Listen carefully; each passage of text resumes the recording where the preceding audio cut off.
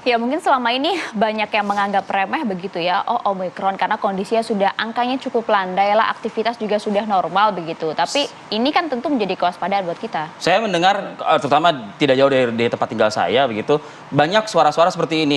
Ah, itu kan yang dari luar negeri. Kita kan nggak kemana-mana, itu kan dari luar negeri aja gitu loh. Iya kan?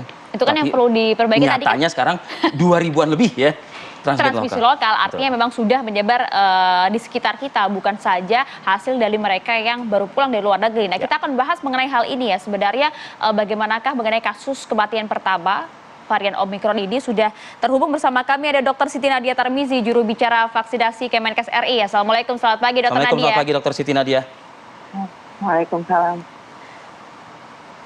Ya, dan juga ini ada Prof. Dr. Chandra Yoga Aditama, Direktur Penyakit Menular WHO Asia Tenggara 2018 hingga 2020. Selamat pagi. Assalamualaikum, Prof. Chandra. Waalaikumsalam, selamat pagi. Selamat pagi. Iya, selamat pagi Prof. Saya mau ke Dr. Nadia terlebih dahulu. Dok, ini adalah kasus pertama meninggal dunia yang disebabkan oleh varian Omikron, yang selama ini mungkin disepelekan oleh sebagian orang karena tidak begitu mengkhawatirkan dampaknya. Nah, apa yang bisa Anda jelaskan mengenai hal ini? Iya, jadi walaupun kita tahu bahwa varian Omikron ini cepat menular dan angka kesakitan yang parah maupun kematian itu kecil, tetapi resiko itu tetap ada. Jadi kalau kita lihat di negara-negara yang sudah mengalami ya puncak-puncak Omikron ataupun lagi sedang meningkatnya kasus Omikron, kasus yang dirawat maupun kasus yang berakhir dengan kematian itu tetap ada. Dan kita tahu umumnya yang berakhir dengan kematian adalah orang-orang yang paling rentan ya, terutama pada lansia dan terutama pada kelompok-kelompok yang memiliki komorbid. Makanya kemudian pemerintah melakukan percepatan ya untuk memberikan perlindungan dengan vaksinasi booster ini. Dikarenakan kita tahu bahwa efikasi ataupun perlindungan vaksin ini juga menurun ya, terutama juga pada lansia dan pada orang-orang dengan komorbid ini. Jadi artinya di sisi lain dia memang lebih cepat menular dibandingkan varian Delta, dan dari data juga 25% itu yang merupakan varian Omikron, kasus-kasus varian Omikron yang membutuhkan perawatan rumah sakit, dan kematian itu ada sekitar 5 sampai dengan 7%. Jadi artinya resiko itu tetap ada. Dr. Nadia, untuk 2 kasus kematian akibat COVID ini satu kan ada di wilayah Tangerang Selatan, satu ada di Jakarta Utara ya, Sulianti Saroso Rumah Sakit. Ini komorbid ya, keduanya?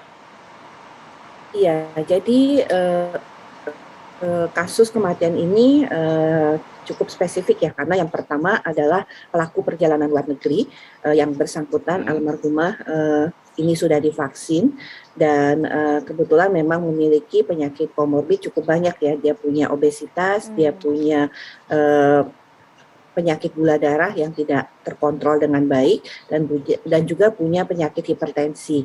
Nah, pada waktu kemudian terinfeksi varian Omikron ini di awal memang gejalanya tidak ada, tapi kemudian dalam 3 hari setelah dinyatakan positif mulai muncul tanda sesak.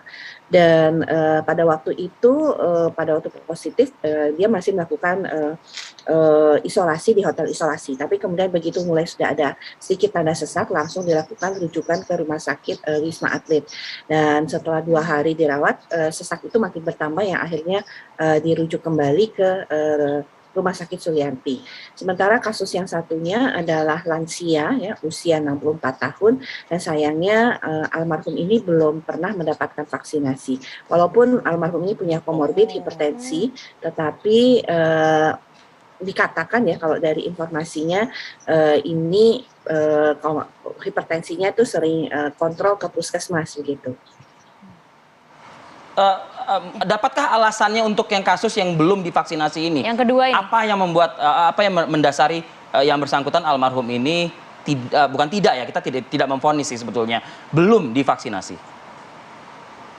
Iya, sampai saat ini masih beberapa informasi ya yang kita dapatkan. Pertama, dikarenakan informasinya bahwa almarhum ini karena memiliki komorbid, dikatakan juga ya salah satu keluarganya ini mengatakan bahwa dia ada sakit ginjal gitu, sehingga almarhum ini masih ragu-ragu untuk Belum mendapatkan bisa. vaksinasi. Oh, Ya, oke. oke. Kalau gitu saya mau ke Prof. Clear. Chandra. Prof, tadi yang menarik sebenarnya adalah kasus pertama yang dijelaskan oleh Dr. Nadia. Sudah divaksin. Pada saat awal juga tidak menunjukkan gejala, setelah 3 hari baru kemudian ada sesak napas di sana. Apa yang bisa dijelaskan ya, Dok? Kemudian akhirnya fatalitasnya juga cukup tinggi, meninggal dunia. Nah, yang pertama tentu kita berduka dengan ada warga kita yang meninggal 2 orang, satu. Tentu. Dan yang kedua, ada orang yang meninggal, persentase besar, tapi 1 orang nyawa yang meninggal tidak bisa tergantikan. Jadi memang meninggal dunia tidak bisa semata-mata disampaikan dengan angka persentase 2, apalagi dengan jumlah orang. Itu tidak bisa tergantikan. Itu poin kedua. Poin ketiga, ini kembali menunjukkan bahwa kita menganggap Omikron ringan itu tidak sepenuhnya tepat. Karena memang ada yang meninggal dunia. Tadinya memang meninggal dunia di luar negeri, dan kemarin ada 2 orang yang meninggal dunia di negara kita sendiri. Nah, tentang dampak Omikron, saya kira tadi Dr. Nadia sudah menyampaikan juga, itu kan setidaknya ada 5 atau 6 yang selalu dinilai orang. Nomor 1, penularan lebih tinggi, itu kita semua sudah tahu, dan ini berhubungan dengan concern yang tadi Maria dan Arif sampaikan tentang transmisi lokal di sekitar kita. Dan yang kedua, memang soal berat ringannya penyakit yang selalu jadi masalah. Sebagian besar kasus memang betul ringan, tapi ada sebagian yang juga kemudian berat dan bahkan sampai meninggal dunia. Isu yang ketiga berhubungan dengan pertanyaan Maria adalah memang sudah terbukti ada infeksi ulang. Orang yang sakit kemudian sembuh bisa sakit lagi. Kenapa? Karena Omikron dapat menembus antibodi yang dibuat oleh tubuh karena infeksi, karena sudah pernah sakit. Dan ini berhubungan dengan yang keempat, bukan pertanyaan ini.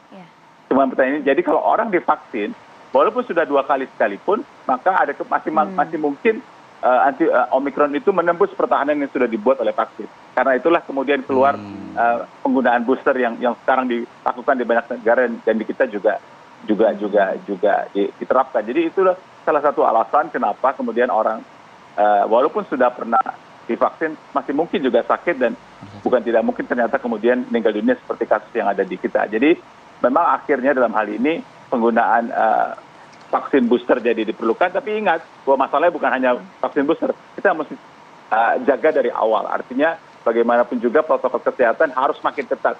Saya sih ingin menyampaikan bahwa dengan peningkatan kasus, apalagi ada yang meninggal seperti sekarang ini, memang barangkali belum perlu naik PPKM levelnya begitu, karena jumlah kasus 2.000, 3.000. Tapi apa yang kita lakukan sekarang harus berbeda dengan 2 minggu yang lalu, di mana kasus masih rendah dan belum ada yang meninggal. Jadi harus effort yang berbeda, sangat berbeda sekarang dibandingkan dengan 2 minggu yang lalu, walaupun belum perlu memang naik level, tapi kita harus meningkatkan tindakan kita pada hari-hari mendatang.